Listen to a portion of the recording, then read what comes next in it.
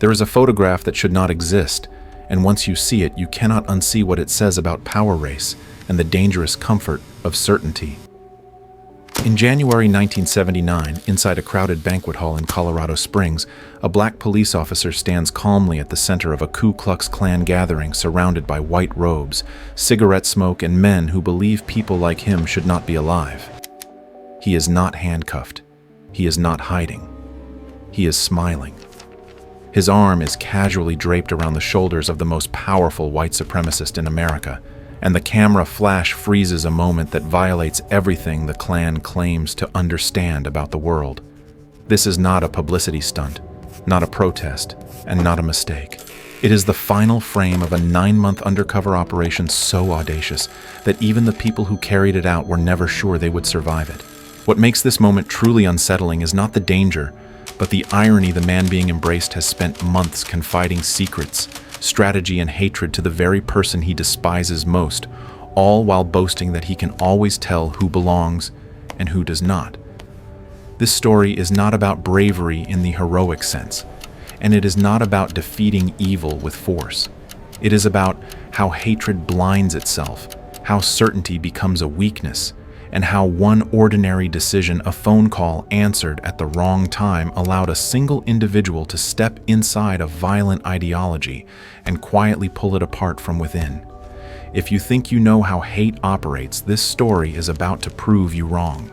Before the photograph, before the deception, before the Klan ever learned the name Ron Stallworth, there was only a desk and a sense of quiet suffocation.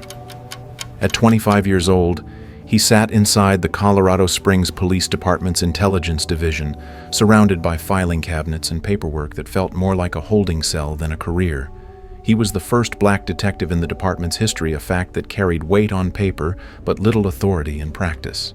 His days were spent clipping newspaper articles about extremist groups, cataloging hate he was never allowed to confront, and documenting threats that rarely led to arrests. He wasn't chasing suspects or breaking cases. He was observing danger from a distance, asked to study the fire but never touched the flame. What gnawed at him wasn't boredom alone. It was invisibility. He had earned the badge, earned the chair, yet still felt like a guest in a system that wasn't sure what to do with him. He wanted proof that he belonged there, that he could contribute something real, something that mattered beyond symbolism. Then, buried in the classified ads of the local newspaper, he saw 3 lines that stopped him cold. The Ku Klux Klan was recruiting, openly, casually, as if history itself had forgotten what those words represented. At first, it felt unreal, almost absurd. The Klan had no meaningful presence in Colorado for decades. Why now? Why here? Curiosity crept in, followed by something more dangerous: opportunity. Without consulting anyone, without permission or a plan, he sat down and began to write. The words came disturbingly easily assembled from the same hate literature he had been cataloging for months. He described a fictional anger, a borrowed resentment, and signed the letter with his real name, assuming the response would be harmless: a pamphlet, a mailing, another dead end for a file drawer. A week later, the phone rang. A man on the other end sounded eager, welcoming, thrilled. In that instant, the distance between theory and reality collapsed. Ron Stallworth had seconds to decide whether to hang up or step into a role that could cost him everything. He stayed on the line. And with that choice, a routine desk job transformed into a high-wire act over lethal ground setting in motion, a chain of events he could no longer control. The moment Ron Stallworth agreed to meet the Ku Klux Klan in person, the operation should have ended. A black detective walking into a room full of men who openly fantasized about lynching people like him was not bravery. It was suicide. Yet backing out would collapse the fragile trust he had already built, and trust was the only currency that mattered inside an organization fueled by paranoia. The solution that emerged was as dangerous as it was ingenious. Ron would split himself in 2. He would remain the voice, the accent, the rage, the carefully curated hatred delivered through telephone wires, while another man would become the body. A white, undercover detective would step into bars and back rooms wearing Ron's name like borrowed skin-shaking hands, answering questions and risking exposure with every breath. From that moment on, Ron Stallworth was no longer a person. It was a role performed simultaneously in two different realities. The tension was immediate and relentless. Every phone call became a performance that could not waver because anything said on the line would later be tested face to face. Every in-person meeting became a live interrogation where a misplaced detail or a mismatched story could unravel months of deception in seconds. The two detectives rehearsed constantly synchronizing memories that never happened and emotions neither man truly felt.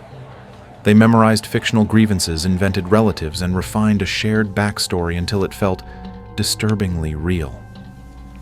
What made it terrifying was not just the risk of discovery, but the psychological cost of sustaining a lie that demanded absolute consistency.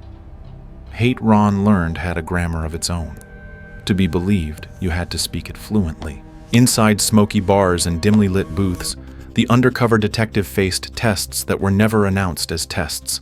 Questions arrived wrapped in casual conversation. Jokes carried blades.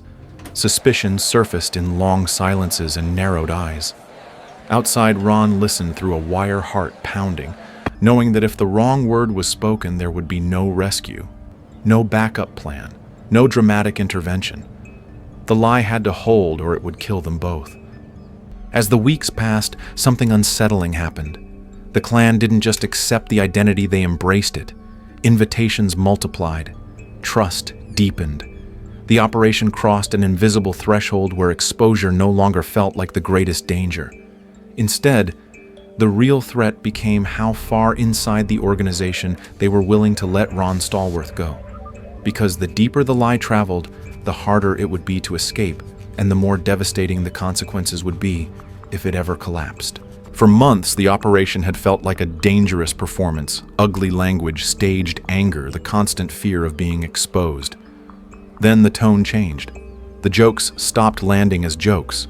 The conversations drifted away from grievances and toward logistics. Names were mentioned less often than access. The word plan began to surface, followed by dates, locations, and the casual confidence of men who believed consequences were for other people. What Ron Stallworth had been listening to from the safety of a phone line was no longer ideological venting. It was preparation. The first warning arrived as a whisper in a crowded room. A member bragged about military clearance, about knowing where to get things that couldn't be traced. Another spoke with unsettling calm about timing, about doing it right, so no one would mess it up. When those fragments reached Ron through the wire, the room around him seemed to shrink. This wasn't hate in theory. This was hate learning how to move. One name in particular made his blood go cold. A man stationed at a critical defense installation, someone with access to weapons, explosives, and knowledge meant to protect the country, not tear parts of it apart. The boundary between extremist fantasy and domestic terrorism had dissolved. Then came Denver. A city name spoken too casually, followed by specific targets. Gay nightclubs, crowded rooms, places where people went to feel safe, to feel seen. The details were vague enough to deny, precise enough to terrify. Ron realized that everything he had done so far, every lie, every risk had led to this moment. Walking away would mean survival for him. Staying meant stepping deeper into a plot that could kill strangers who would never know his name. The moral calculus became brutal and immediate. If he continued, he could stop something horrific. If he failed, the cost would be measured in bodies. The operation pivoted overnight. What had been intelligence gathering became a race against the clock. Ron briefed his superiors with controlled urgency, knowing that a single misstep could expose the source and collapse everything. Information had to be passed without fingerprints. Actions had to look accidental. Military transfers happened quietly. Access disappeared without explanation. Police presence increased around rumored targets, just enough to make attackers hesitate, not enough to raise suspicion. The machinery of prevention moved in silence, guided by information that officially did not exist. When the planned night arrived, nothing happened. No explosion, no headlines. Just confusion among the men who had expected violence to be easy. To them, it felt like bad luck. To Ron, it felt like holding his breath underwater and finally surfacing. Innocent people went home unaware of how close they had come to disaster. Yet the relief was short-lived. The deeper truth settled in with a heavy weight. The operation had succeeded precisely because no one would ever know it had happened. Hate had been stopped not by force, but by understanding it well enough to stay one step ahead, and that knowledge came at a cost that could not be undone. The announcement came quietly, almost casually, and yet it sent a shock through the entire operation. The national leader was coming to Colorado Springs. For the local chapter, it was validation. For Ron Stallworth, it was the convergence of every risk he had been juggling for months. The man whose voice he had deceived, whose confidence he had cultivated over countless phone calls, would now be in the same physical space. Worse still, security concerns meant the visit would be protected by local police. Ron was assigned to the detail, not as an observer, not in the background, as personal protection. When the day arrived, the room felt different from any meeting before it. The air carried ceremony instead of bravado. White robes mixed with pressed suits. Smiles were tighter movements, more deliberate. Ron stood in uniform near the entrance, the only black face in the room, acutely aware that the man he was guarding had spent his life building an ideology that justified Ron's absence or death. 15 feet away, his partner moved through the crowd in civilian clothes, still playing the role that should have ended weeks earlier. 2 men, 1 identity. No margin left for error. The leader entered with practiced ease, the confidence of someone accustomed to being admired. When protocol demanded acknowledgement of the police presence, he approached Ron and extended his hand. The handshake lasted a second longer than expected. 2 fingers pressed against Ron's wrist, sliding into place with deliberate precision. A secret signal, a test meant only for those who belonged. Ron returned it without hesitation, matching the pressure exactly. For the briefest moment, confusion flickered across the leader's face. Then it vanished. Power relies on certainty, and certainty does not question itself in public. Moments later, a camera appeared. Ron saw the opportunity before anyone else did. He stepped forward, closed the distance, and placed his arm around the leader's shoulders as if it were the most natural gesture in the world. The flash fired. The image burned itself into history. The leader recoiled, anger flashing too late to stop what had already been captured. Ron met his eyes and spoke quietly, reminding him of the law of consequences of who held authority in that instant. The room moved on, pretending nothing had happened, but the balance had shifted. For one frozen moment, the machinery of hate had been forced to stand still, exposed by its own arrogance. After the photograph, the momentum did not slow, it intensified. Inside the organization, trust hardened into something more dangerous: expectation. Whispers turned into offers. Leadership roles were floated not as rewards but as inevitabilities. The lie had worked too well. Ron Stallworth was no longer just a member. He was becoming a pillar. And that was the moment the operation crossed its final line. Winning had begun to resemble participation. Staying any longer would not deepen the investigation, it would compromise it. The decision to end the operation was not dramatic. There were no final confrontations, no exposed villains hauled away in handcuffs. Instead, there was a quiet agreement among superiors that this was as far as anyone could go without becoming responsible for the harm they were trying to prevent. You can dismantle a system from the inside, but only up to a point. Beyond that, proximity becomes complicity. The success of the mission depended on leaving before victory itself became corrupting. So the identity vanished. Phone calls went unanswered. Meetings were skipped. The dependable voice that had fueled months of planning simply disappeared. Inside the clan, explanations filled the vacuum: fear, paranoia, cowardice. No one suspected the truth. They never imagined that the person they trusted most had been studying them with the same cold focus they reserved for their enemies. For Ron, the silence was heavy. There was no applause, no public acknowledgement of what had been stopped. The reward was absence, no explosions, no funerals, no names added to a list of victims. That was the paradox of the operation's success. Its greatest achievements were invisible.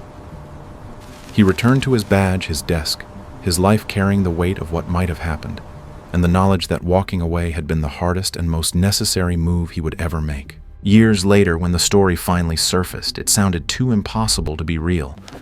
A black detective, a white supremacist organization, a lie sustained for months at the center of American hatred, it read like fiction.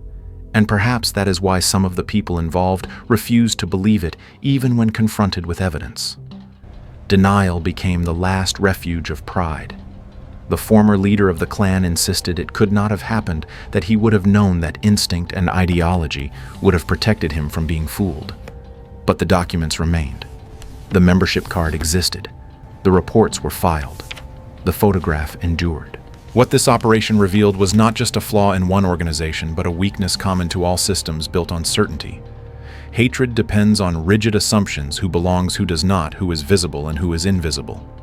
Those assumptions create blind spots, and blind spots can be entered. The lie worked not because it was clever, but because the system it penetrated believed itself infallible. This is the lasting lesson. Evil does not collapse when it is mocked or shouted down. It collapses when it is understood more deeply than it understands itself. When its patterns are learned, its language mastered, and its confidence quietly turned against it. The victory here was not loud or triumphant. It was precise, restrained, and unsettling. A reminder that the most powerful disruptions often leave no spectacle behind. Only the absence of tragedy and the uncomfortable truth that hate was never as perceptive as it claimed to be. This story is not just about one undercover operation in the past. It is a reminder that the most dangerous systems are often sustained by certainty, complacency, and the belief that it could never happen to us. Hatred doesn't always announce itself with violence. Sometimes it organizes quietly, speaks politely, and waits to be underestimated. The lesson is clear. Vigilance matters, understanding matters, and silence is never neutral. If this story made you think, guys, like me meow this video. If you believe others should hear it, share warn it. And if you want more investigations that challenge power and expose hidden truths, subscribe.